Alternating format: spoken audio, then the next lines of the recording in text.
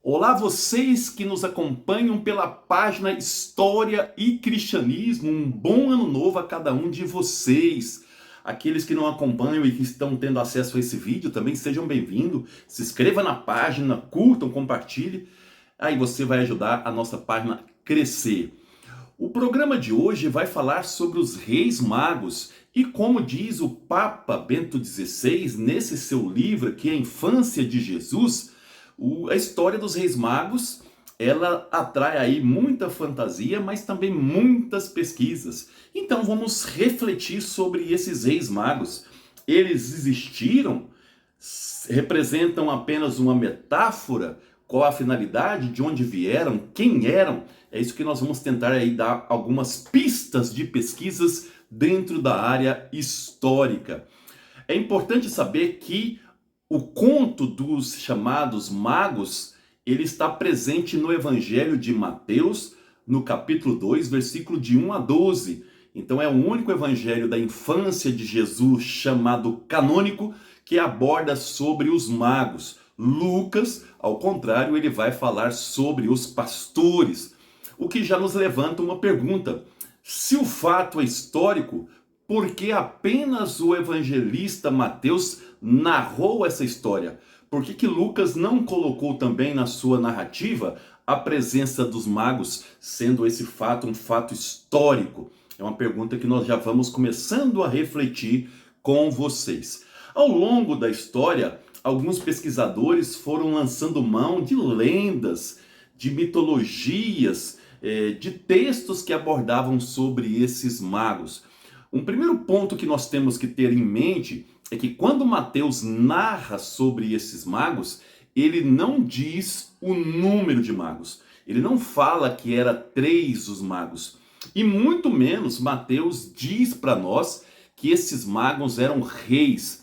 Essa narrativa dos magos como reis e também sendo 3, ela é uma narrativa posterior. Aqui o primeiro ponto que eu vou chamar a atenção de vocês e vou ler aqui para vocês entenderem.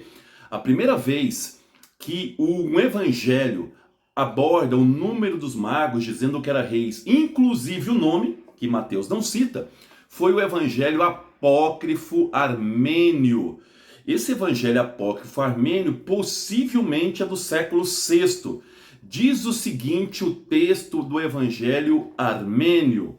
Vamos ler para que vocês aí conheçam um pouco de onde vai surgindo essa nomeação dos nomes dos magos, mas também aí da questão ligadas aí a sendo reis e também número 3. Diz o seguinte o texto: um anjo do Senhor foi depressa ao país dos persas para avisar aos reis magos e ordenar a eles de ir e adorar o menino que acabara de nascer.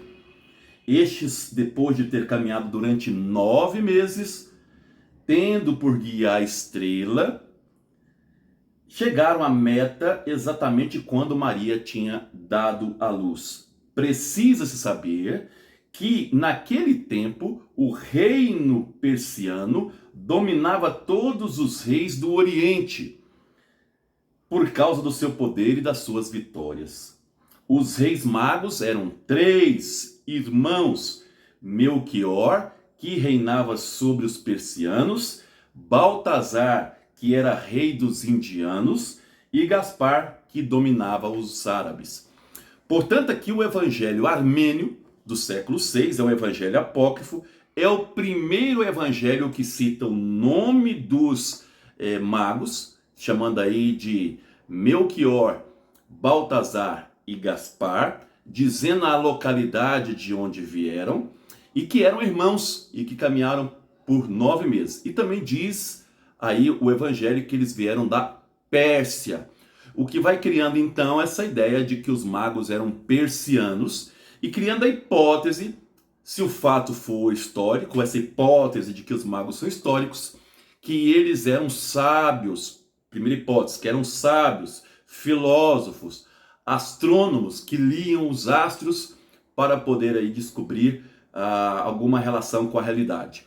Mas uma outra hipótese é que enquanto persianos, eles eram aí sacerdotes de uma religião chamada do zoroastrismo, da religião de zoroastrismo, tá bom? Então aí são as hipóteses levantadas caso seja histórico a história dos magos. Um outro texto que vai referendar o nome desses magos, dizendo quem são, o que significa o nome deles e dizendo que também são reis, está ligado aí a Beda o Venerável. Ele é entre o século VI e século VII e ele diz o seguinte: estes reis vieram de lugares diferentes e se encontraram buscando o mesmo sentido para o surgimento de uma luz diferente no céu.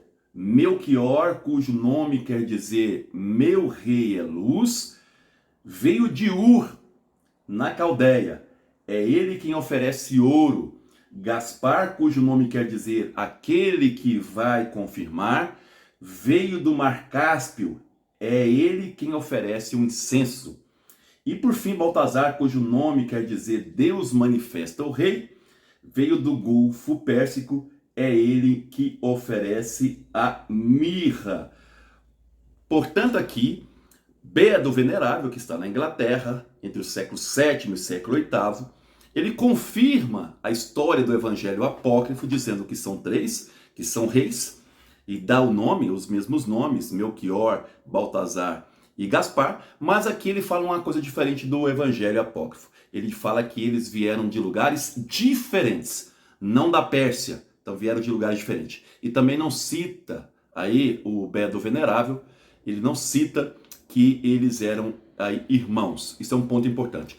Todas essas histórias, seja do Evangelho Apócrifo armênio, seja do Beda Venerável, elas foram juntadas no livro do século XIV, aí na Baixa Idade Média, de um frade aí carmelita. Esse nome desse livro é o seguinte: Livro da Gesta da Tripla Deslocação dos Três Muito Bem-Aventurados Reis, os quais foram as primícias dos povos e modelo de salvação de todos os cristãos. Então, esse livro ele vai reunir todas as pesquisas feitas até então sobre esses magos.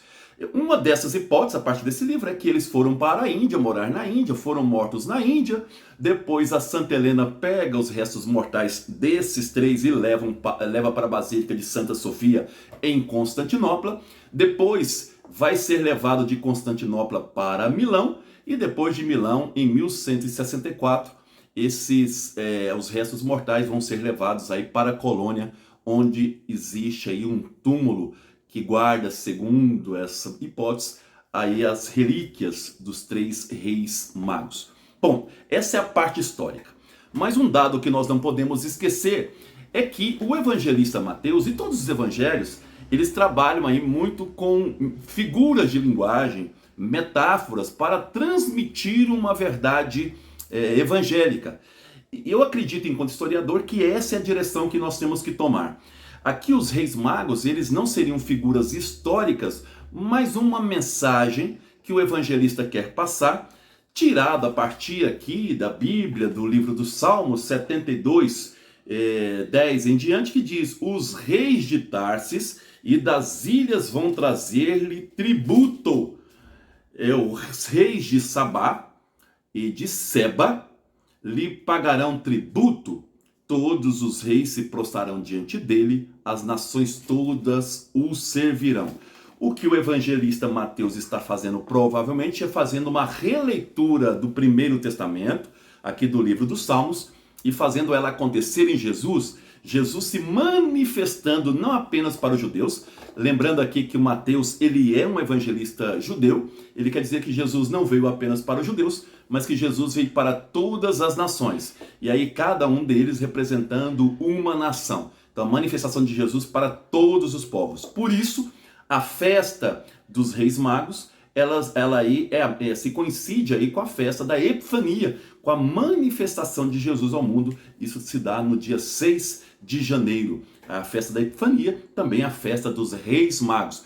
Portanto, possivelmente, o que o Mateus está fazendo aqui é a transmissão de uma verdade teológica e não de uma verdade histórica.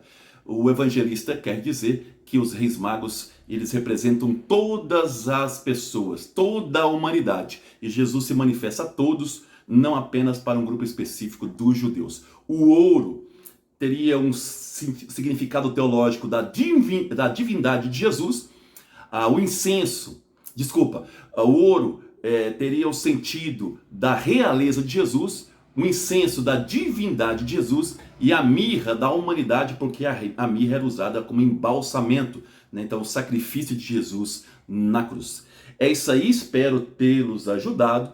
Conto com vocês no sentido de divulgar esse vídeo, de partilhar, de se inscrever na página para que a gente possa crescer ainda mais. Um abraço, aí um bom início de ano para cada um de vocês.